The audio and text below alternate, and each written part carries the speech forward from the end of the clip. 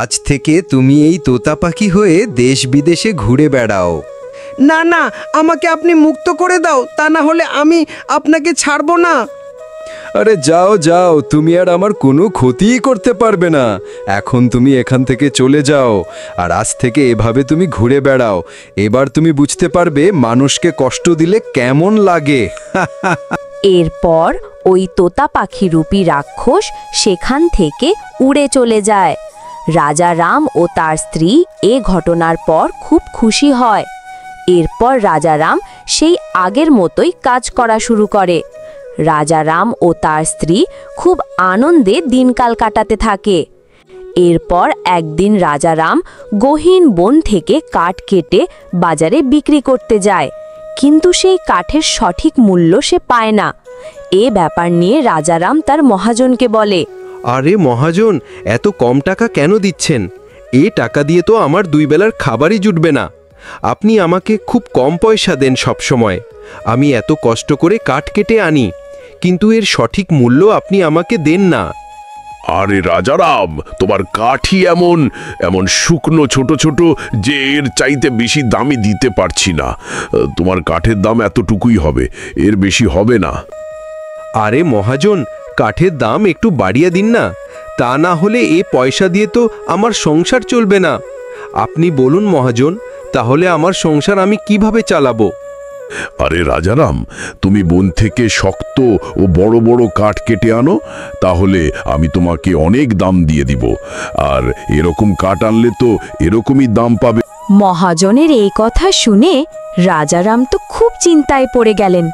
আর এরপর পয়সা নিয়ে সে দোকানের কাছে গিয়ে তার প্রয়োজনীয় সদয় কিনে ঘরে ফিরে আসলেন।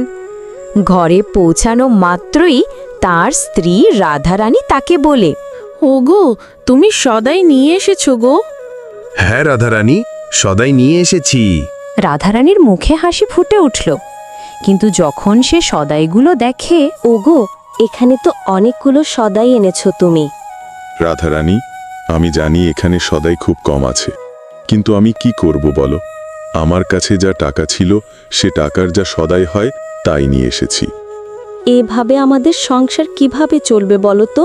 তোমার তো জানাই আছে আমরা কত কষ্টে জীবন অতিবাহিত করতেছি। হ্যাঁ হ্যাঁ, আমি জানি, কিন্তু এখন আমি কি বা করতে পারি বলো? আমার কাছে এত পয়সা নাই যে আমরা খুব সুন্দর একটি জীবন অতিবাহিত করতে পারি। এত কষ্ট করে কাজ করতেছি, কিন্তু তার ফলাফল আমি পাচ্ছি না। কত কষ্ট করে মন থেকে কাঠ কেটে আনি, কিন্তু তার সঠিক মূল্য আমি পাই না। এই ব্যাপার নিয়ে আমি খুবই চিন্তিত। এখন আমি কি করব আর কোথায় বা যাব? ওগো, তুমি এত চিন্তা করো না। আমি বলি কি, তুমি এই কাঠ কাটার কাজ ছেড়ে অন্য কোনো পেশা বেছে নাও।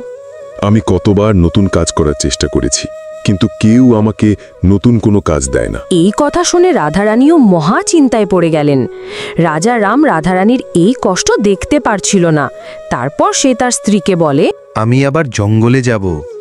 ওগো, তুমি এখনই ওই জঙ্গলে যেও না, কেননা এখন সন্ধে নেমে আসছে। তুমি কাল আবার সকালে যেও, এখন আর যেও না গো।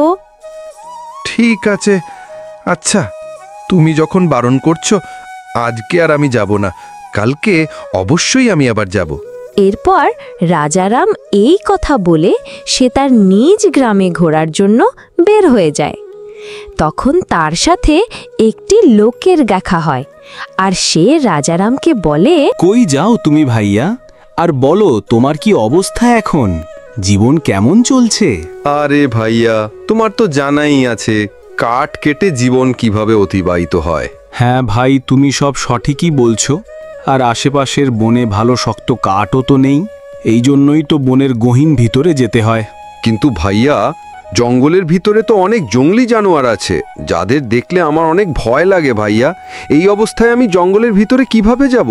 হ্যাঁ ভাই, গহীন জঙ্গলে তো হিংস্র জঙ্গলি জানোয়ার হবেই, কিন্তু ভালো এবং শক্ত কাঠ তো সেখান থেকে মিলবে, তাই না? এই কথা শুনে রাজারাম আরও বেশি চিন্তিত হয়ে গেলেন। কিন্তু ওই লোকটা সঠিক কথাই বলছিল। জঙ্গলের সাইটের সকল কাঠ তো কেটেই ফেলা হয়ে গেছে। এখন শুধু জঙ্গলের গহীনেই শক্ত ও ভালো কাঠ রয়ে গেছে।